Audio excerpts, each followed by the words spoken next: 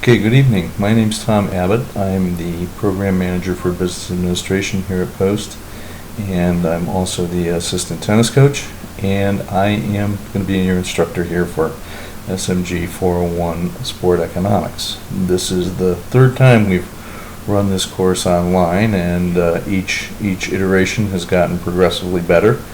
And what I thought I'd try to do tonight is just give us a quick overview of what you're going to see in the first week, where we're going to be going with the course, how things are going to be working, and try to set up a little bit of where and how we'll be doing things, okay?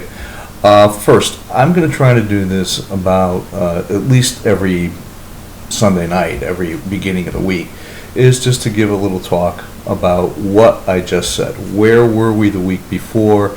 What can you expect this week? What are some of the highlights? What are some of the things you need to be looking out for? How well are we doing? All those kind of things. I think it's important that we have this contact and that you know that there's a real person behind the stuff that's going on in the computer and the discussion boards. Okay. Number two, the discussion boards. Let me get to those right away.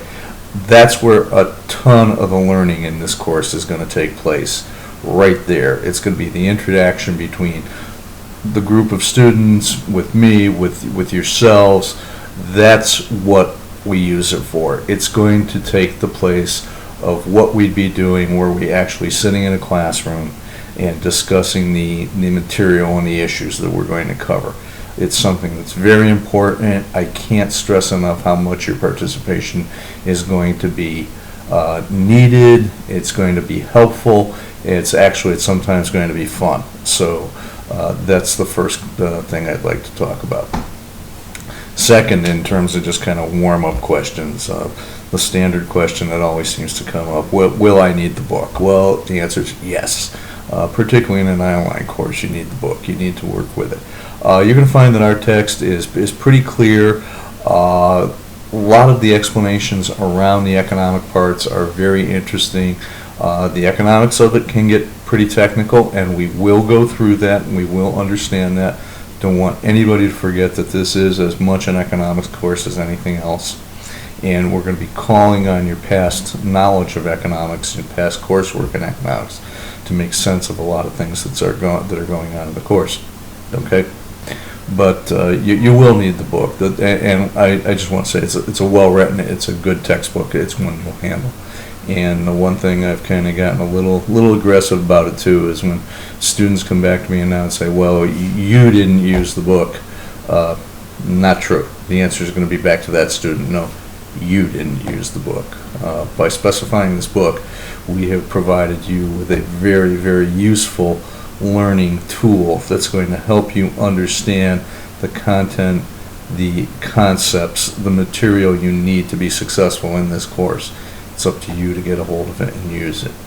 So I've discovered that we need to talk about this up front, or just sometimes we get in trouble.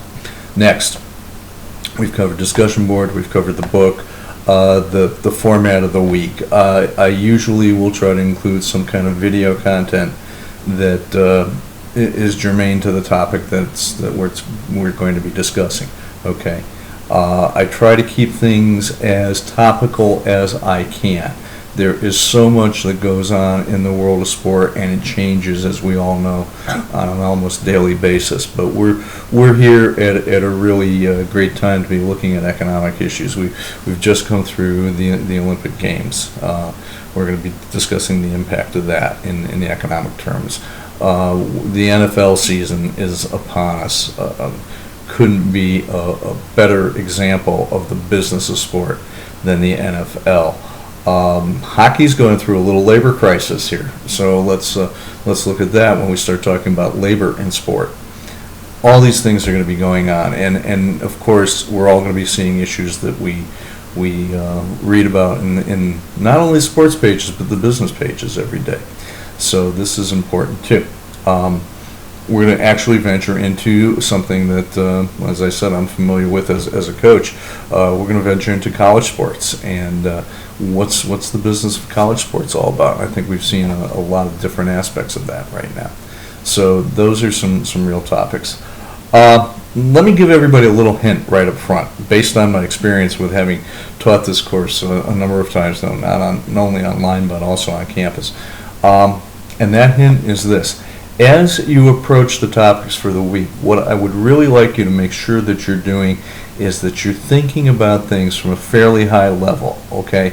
And what I mean by that is you need to be thinking, let's use the analogy of professional sports, you need to be thinking more like a general manager or a coach, not even a coach, excuse me, an owner, okay? Need to be thinking on that level.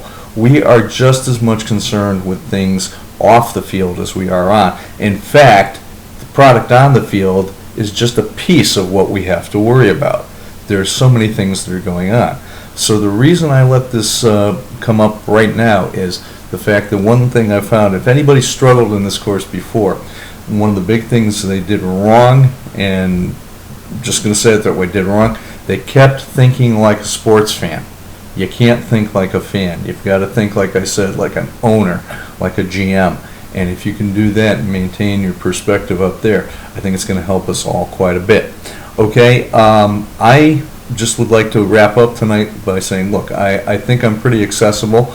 My bio is in the course information.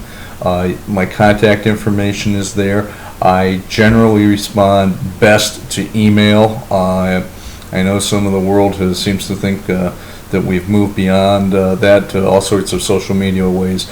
Now, in my culture, look, I'm an old goat. I do email, all right? But I will try always get back to you as soon as I can. The bad question in this course is the one that doesn't get asked, okay? So if you have a question about anything, about procedure, or about the material, or about the substance, please ask me. Please make sure you're active and following the guidelines for the discussion process. We are going to have more writing examples than we are tests, let's put it that way. I am one that doesn't put a lot of stock in tests. I think people learn things just to get by the test, and then they forget them. I think if we have to write about what we think and how we think and just follow that process, we're going to be able to display a lot more learning and a lot more ability. So that's something I really want us to do. Okay, so that being said, those are my guidelines for the early part of the course. Welcome. Please ask me any questions you have, and let's get off to a good start. Thank you very much.